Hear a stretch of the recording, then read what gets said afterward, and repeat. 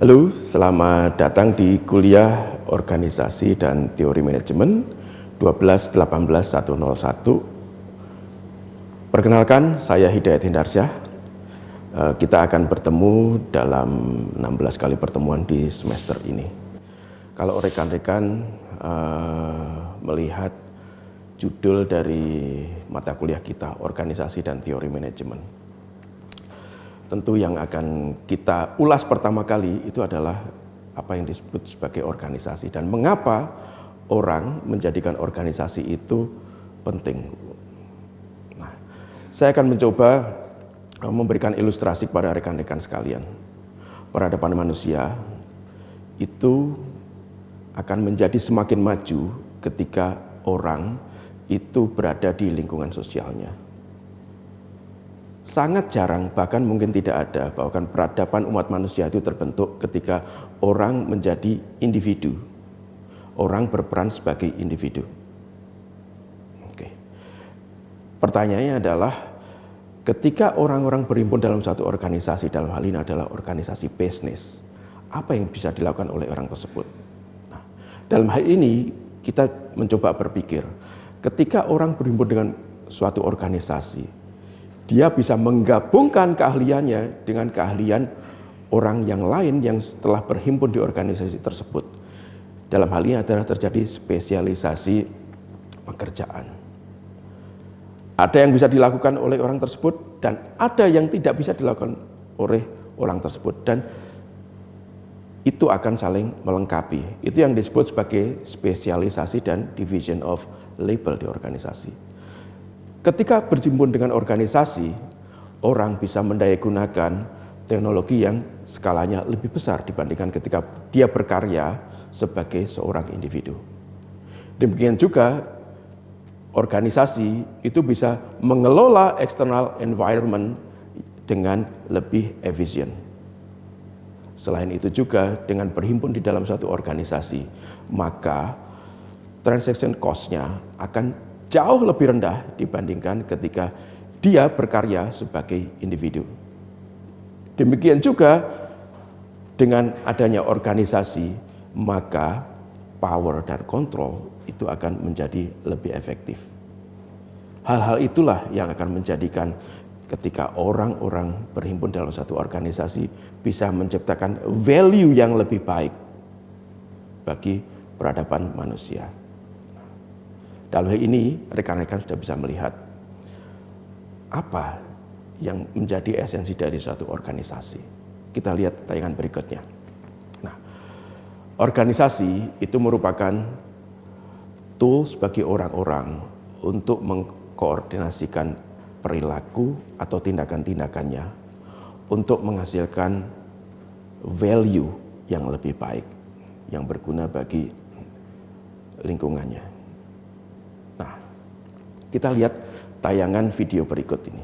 Saya ingin bertanya kepada rekan-rekan.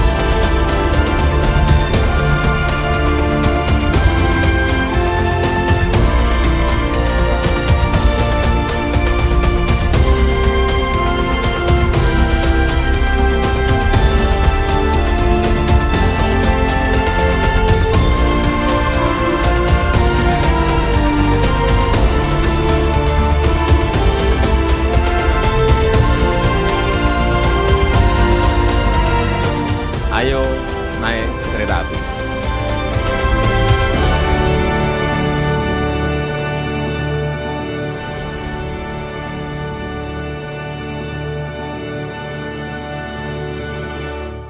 Kontak Center Kereta Api, selamat pagi, dengan Gina bisa dibantu? Kontak Center Kereta Api, good morning, Frankie speaking, can I help you?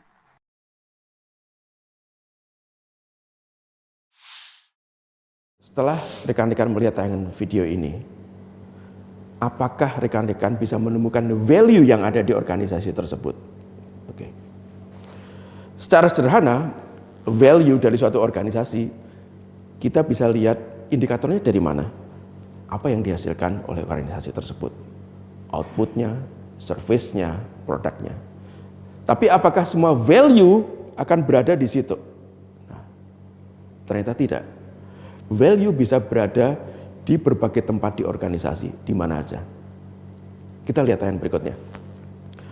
Value bisa berada di dalam ranah inputs, conversion process, output, maupun environment. Itu yang menjadikan organisasi itu unik satu sama lain. Pertanyaannya adalah, apakah input, conversion process, output, dan environment itu bisa muncul begitu saja? Tentu saja tidak. Seperti itu. Nah, saya akan memberikan ilustrasi kepada rekan-rekan sekalian. Bagaimana kita bisa merasakan value dari organisasi. Taruh kata, rekan-rekan akan melamar kerja nih. Apakah rekan-rekan lebih suka melamar ke PT KAI, Astra Internasional, Bank Mandiri, atau Citibank Jakarta, dan seterusnya? Secara tidak langsung, rekan-rekan sudah bisa melihat ada value di situ, tapi di mana value tersebut? Oke. Nah, kita lihat yang berikut. Value dari sumber input, conversion process, output, maupun environment itu tidak akan muncul begitu saja. Ada cycle yang akan mewujudkan itu semua. Output membutuhkan conversion process membutuhkan input. Output akan mempengaruhi environment dari organisasi, dan organization environment bisa mengaruhi input. Cycle itu akan berulang terus. Siapa yang menggerakkan itu? Perilaku dan tindakan orang-orang di organisasi yang akan menjadikan seperti itu. Kita bisa melihat contohnya. Apa yang dilakukan oleh orang-orang GoFood sehingga itu menjadi bermakna dalam hidup kita. Apa yang dilakukan oleh orang-orang di, mungkin saya sebut merek saja, Walls Division, es krim di Unilever. Sehingga anak-anak kita, adik-adik kita, bahkan kita sendiri bisa melihat, oke, ini adalah es krim yang enak dan ada di mana-mana. Cycle itu yang menjadikan suatu organisasi itu valuable. Oke. Tayangan berikutnya kita akan melihat dalam hal ini adalah sebenarnya bagaimana cara orang-orang berperilaku untuk menghasilkan atau meningkatkan organization value. Dalam hal ini yang dibutuhkan ada 3. 1, pemahaman tentang bagaimana suatu organisasi berfungsi dan bagaimana fungsi itu bisa memberikan pengaruh bagi value yang dihasilkannya, dan bagaimana value yang dihasilkan itu bisa mempengaruhi environment dan seterusnya. 3 hal itulah yang akan harus kita kelola untuk memahami perilaku orang di organisasi dalam rangka menghasilkan value. Dalam hal ini kita memerlukan apa yang disebut sebagai kerangka bernalar untuk memahami 3 hal tersebut. Itu adalah esensi dari kuliah organisasi dan teori manajemen. Apa itu? Kita lihat tayangan berikutnya. Deskripsi mata kuliahnya sederhana, adalah memberikan landasan tentang cara mengimplementasikan berbagai teori manajemen dalam praktek tata kelola organisasi dari perspektif managers. Dalam hal ini adalah UNS itu akan melatih seorang calon manajer dan juga calon leaders, calon future leaders. Textbook yang kita gunakan adalah Organization Theory, Design and Change, Gary John. Kemudian materi pembelajaran juga akan kita gunakan real case, kasus nyata di organisasi bisnis yang kita gunakan sebagai contoh bagaimana orang mengelola proses bisnis di organisasi. Bagaimana struktur perkuliahannya kita akan lihat yang berikut. Struktur perkuliahan itu dibagi perkuliahan organisasi dan teori manajemen itu saya kelompokkan menjadi 3 hal, yaitu adalah organisasi dan environment-nya, kemudian organizational design dan organizational change. Kenapa seperti itu? Kalau kita melihat konteks dulu, kemudian bagaimana organisasi berfungsi dan bagaimana fungsi itu secara adaptif, secara terus-menerus akan menghasilkan value, itulah yang disebut sebagai organizational change. Itu adalah struktur yang akan kita gunakan untuk menghantarkan mata kuliah ini kepada rekan-rekan sekalian. Secara detail berikut adalah detail pertemuan kita dalam 16 kali pertemuan dalam semester ini. Nah, ini adalah pertemuan kita sebelum mid exam, kemudian dan ini adalah pertemuan kita setelah mid exam. Nah, detail materi bisa rekan-rekan temukan di Spada, atau misalkan rekan-rekan memerlukan detail materi yang spesifik atau ingin berkonsultasi dengan saya, bisa hubungi di email saya h.hendarsya@staff.uns.ac.id. Oke, selamat bertemu dalam pertemuan-pertemuan kita selanjutnya pada semester ini.